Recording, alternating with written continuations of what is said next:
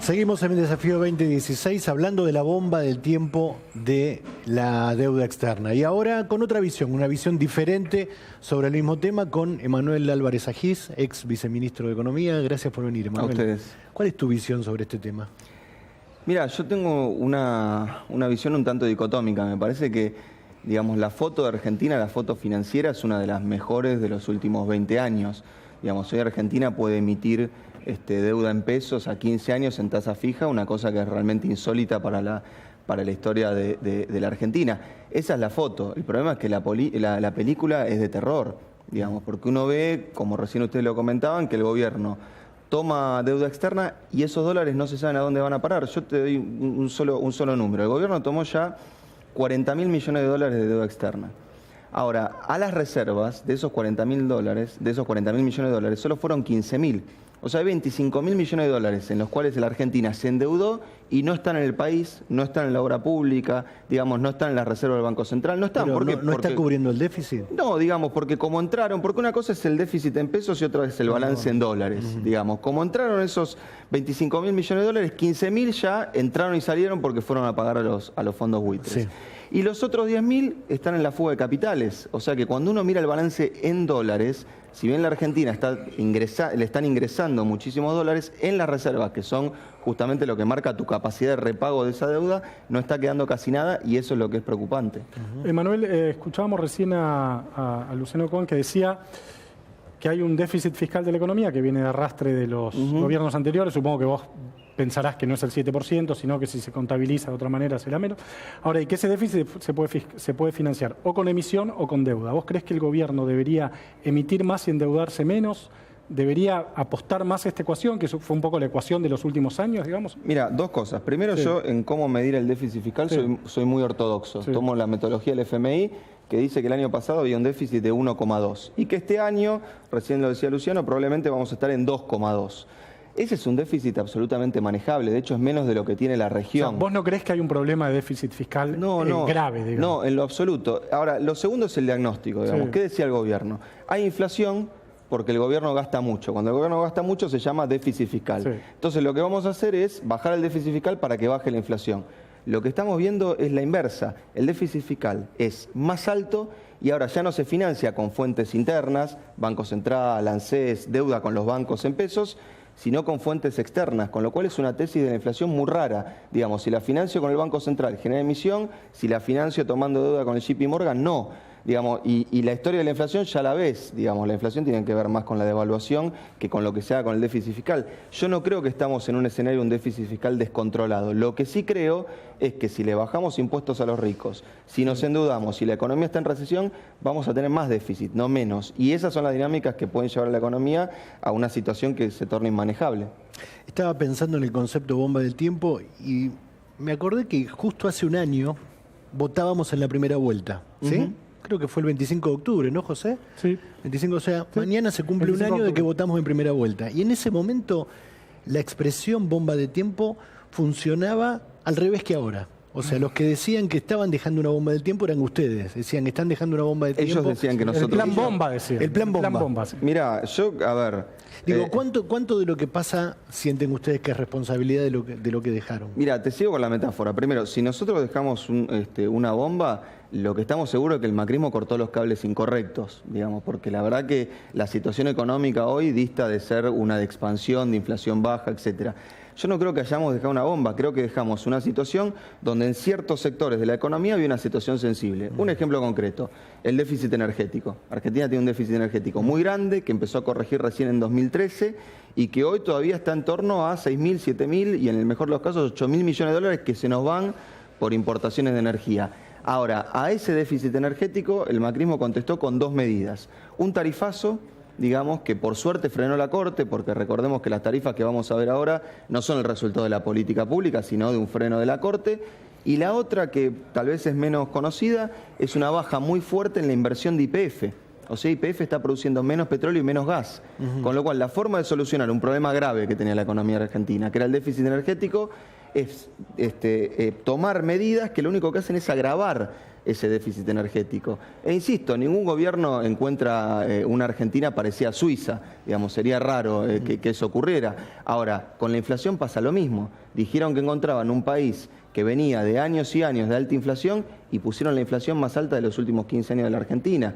Entonces creo que si había una situación delicada, la verdad que la acomodaron a los golpes y no con la delicadeza que requería. Bueno, compartís, Emanuel, entonces el diagnóstico, la idea que circula entre algunos economistas de que el país, después del ajuste de este año evidente que hizo el macrismo, puede el año que viene crecer un poquito, bajar un poco la inflación, recuperar algo de capacidad de compra del salario, etcétera. Mira, yo creo que el país... poco, digamos, nada muy optimista. Pero... A ver, yo creo que el país en este contexto puede crecer incluso a una tasa alta. Porque a diferencia de lo que nos pasaba a nosotros, el macrismo tiene acceso ilimitado a los dólares. Digamos, ahora, en estos 9 meses el gobierno de Macri emitió deuda externa por aproximadamente 9 puntos del producto. Sí. Cuando uno mira las políticas que tomaron de esos 9 puntos, 1 punto fue a los sectores de bajos ingresos y 4 a los de altos ingresos. Uno dice, bueno, ¿eso hizo crecer la inversión? No, todo lo contrario. Entonces, si el año que viene queremos crecer, Einstein decía que solo los locos piensan que haciendo lo mismo hay resultados distintos. Si el año que viene queremos crecer, por ejemplo, las paritarias tienen que estar arriba de la inflación, al revés de lo que pasó este año. Con 17 de pauta paritaria probablemente eso no pase. Los salarios no tienen que perder respecto de las tarifas. Si dolarizamos las tarifas y empezamos con los aumentos ya en enero, difícilmente pase. Y el segundo factor fundamental es la obra pública, que yo, digamos, recién este mes veo que en términos de gasto público, la obra pública se está reactivando, pero todavía con una base de comparación muy baja, que es el primer, que es el primer semestre, digamos. Entonces me parece que, claro, por ahí hay que empezar a evaluarlo desde ahora o desde el año que viene, no sé, digamos. Ahora, Emanuel, volviendo a la deuda, a la Argentina le están prestando. O sea, le están prestando a tasas bastante razonables en dólares y bastante razonables en pesos. O sea, el mercado, los inversores están apostando a una inflación que no va a estar por encima del 17, 18. Están acompañando las previsiones de inflación con sus inversiones y con las tasas que nos cobran. ¿Por qué le prestan a la Argentina? Bueno, hay un punto técnico que es importante tener en cuenta. Primero, fíjate lo que pasa en el mercado de deuda en pesos. Sí. Digamos, a Argentina le prestan a 10 años a tasa fija el 15, una cosa insólita, pero a 35 días la tasa que paga es 27. O sea, es el mundo al revés. Digamos, para endeudarte un mes, vos tenés que pagar la LEVAC 27%, para endeudarte a 15 años, 15%.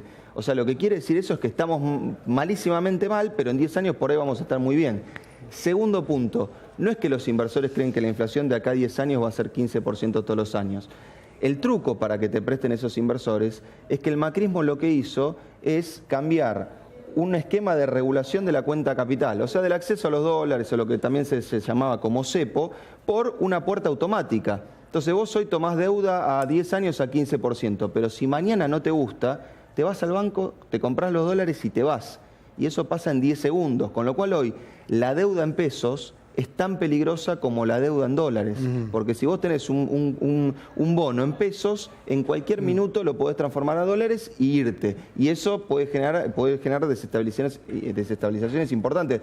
Con lo cual yo no creo que el mercado está mostrando una confianza en Argentina. Hay un esquema regulatorio que promueve, digamos, una timba de corto plazo que a veces puede ser dañina para la economía. Ahora, Emanuel, ahora vos ya no sos más viceministro de Economía. No. Estás en el sector de la universidad, ¿no es cierto? Estoy en la universidad, sí.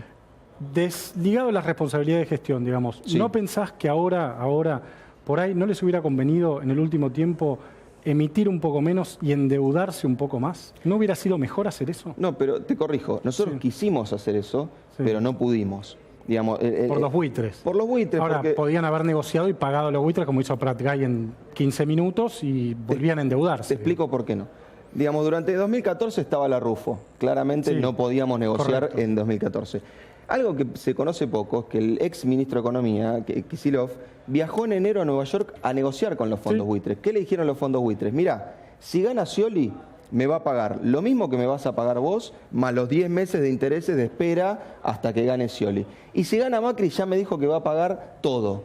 Entonces, la verdad que no me conviene negociar con vos. La verdad que es un caso paradigmático, donde un partido político puso sus intereses partidarios por encima de los intereses de la República.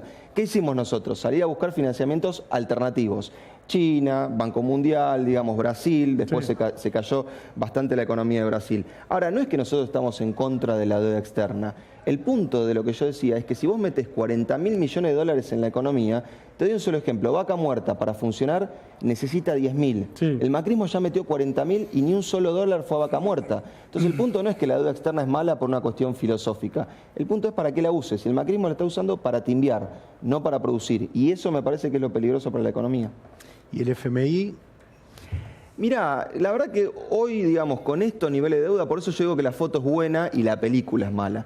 Con estos niveles de deuda vos no le tenés que preguntar al Fondo Monetario qué hacer para que los dólares te entren. O sea, no hay condicionamiento, estás diciendo. Por ahora no. Ahora, el punto es que en la deuda externa importa tanto el nivel como la velocidad. Digamos, Argentina tenía 10 puntos de deuda sobre producto. Hoy ya tiene 20. Entonces, el mercado financiero internacional también dice, che, esto es tan bajo, pero van bastante rápido. Entonces, el año que viene, cuando salgamos a buscar 20.000, 25.000 millones de dólares, el mercado financiero ya nos va a mirar como diciendo, pero escúchame, el año pasado acabas de tomar 40.000, ahora necesitas 20.000 más. Digamos, Argentina, como ustedes mostraron, tiene una historia de adicción con la deuda externa. Y digamos que tuvo un periodo de abstinencia de 12 años. Bueno, claramente ahora estamos teniendo una recaída y la recaída es fuerte. ¿Cuál es tu mirada sobre el presupuesto nacional? Esta semana se trata en la Cámara de Diputados, se vota. ¿De qué país de 2017 nos habla este presupuesto? Mira, no hay que ser demasiado avesado en el análisis presupuestario para darse cuenta, digamos. El gasto que más se incrementa en el presupuesto nacional son los servicios de la deuda. O sea, el pago de intereses de la deuda que el macrismo ya tomó. Y de hecho, por primera vez en los últimos 10 años, si no me equivoco, Argentina va a gastar más en repagar su deuda que en educación.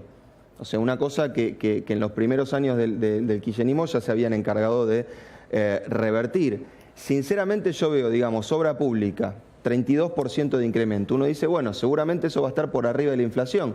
Ahora, acá la trampa es no solo mirar la tasa, sino desde dónde uno arranca.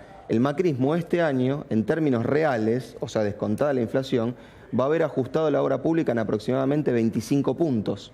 O sea que si el año que viene la sube 30, con una inflación que va a ser del 20, todavía vamos a estar haciendo obra pública en niveles más bajos que el año 2015. O sea que yo veo un país, digamos, que va hacia una estructura con mucho más peso de la deuda sobre el presupuesto, con algunas políticas sociales que, insisto, son, digamos, una especie de parche y no un programa de gobierno, y con un nivel de obra pública que todavía no termina de arrancar.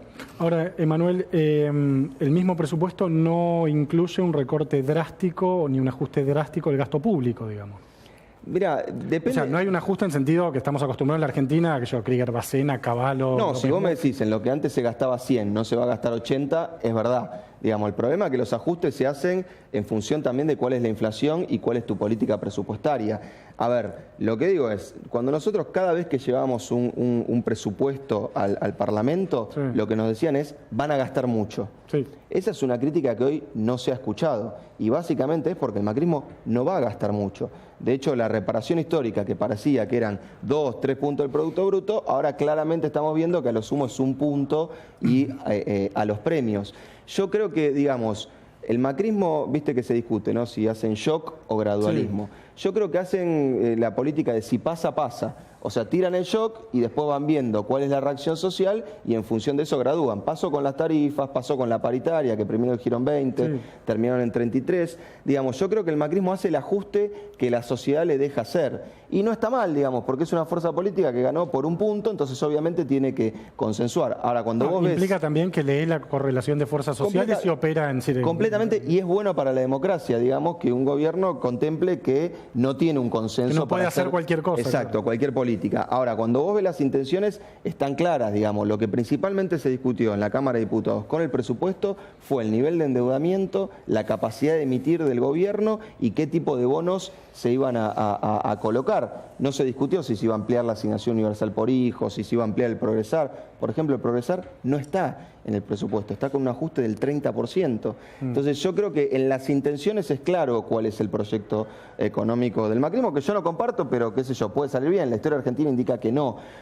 Ahora, en lo real me parece que va con la correlación de fuerzas que tiene hoy la Argentina. Acabamos de escuchar a 2 economistas que piensan muy distintos. Uno cree firmemente que no hay peligros con la bomba de tiempo de la deuda externa. El otro cree que sí, que hay un peligro inminente. Lo interesante, y que es lo que quiero destacar para terminar este bloque, es que los dos tienen algo en común, son muy jóvenes. Escuchamos antes a Luciano Kogan, 33 años. Acabamos de escuchar a Emanuel Álvarez Agis, 35 años. Algo está pasando en el país, algo está pasando en la política, algo está pasando en la economía que vuelve a enamorar a los jóvenes. Me contaba Emanuel, antes de empezar el programa, que la semana pasada dio una clase de economía de 1 hora y 40 para 700 personas en un teatro. 700 personas en un teatro escuchando durante 1 hora y 40 minutos hablar de economía del país. Gracias, Emanuel. Gracias a ustedes. Después de la pausa vamos a hablar del presupuesto de ciencia y técnica y nos vamos a dar el gusto de charlar un rato largo con Mempo Giardinelli.